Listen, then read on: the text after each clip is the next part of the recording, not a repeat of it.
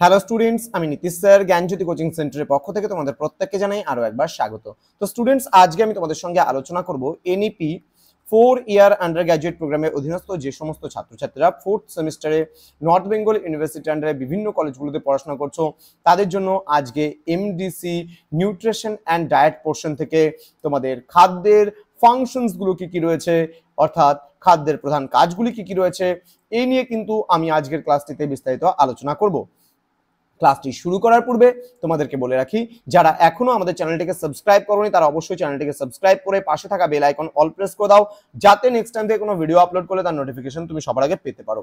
এছাড়া তোমরা যারা ভাবছো যে অনলাইনে আমাদের থেকে নোটস পত্র নেবে, সমস্ত কিছু এমডিসি নিউট্রিশন অ্যান্ড ডায়েটের এবং তাছাড়া অন্যান্য সাবজেক্টের নোটস পত্র নিতে পারো, তোমরা অবশ্যই যোগাযোগ করবে আমাদের অফিসিয়াল নাম্বার 7076398606 নাম্বারে অথবা 6295916282 নাম্বারে। তোমাদের টোটাল কোর্স ফি রয়েছে তোমাদের এই সাধ্যের মধ্যে, শুধুমাত্র পুরো কোর্স ফি নিলে পারে 1199 ছটা সাবজেক্ট, আর যদি সিঙ্গেল তোমরা একটা সাবজেক্ট নিতে চাও যে কোনো, তাহলে সেক্ষেত্রে কিন্তু আমাদের কোর্স ফি এমডিসি ক্ষেত্রে শুধুমাত্র কিন্তু 299 রুপিস।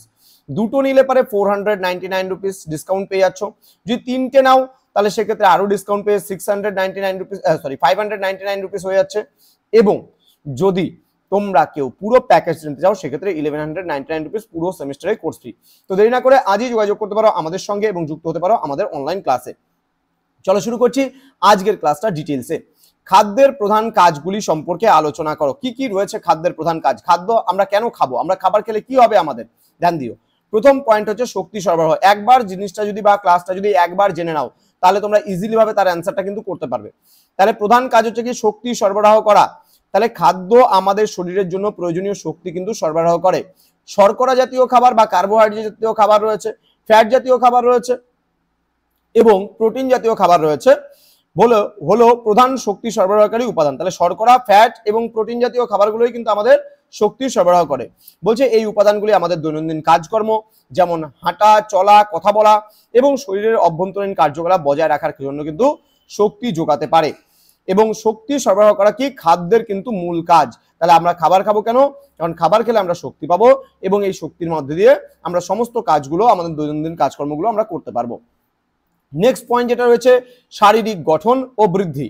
শারীরিক গঠনের ক্ষেত্রে এবং বৃদ্ধির ক্ষেত্রেও কিন্তু আমাদের প্রোটিন জাতীয় খাবারের কিন্তু প্রয়োজন।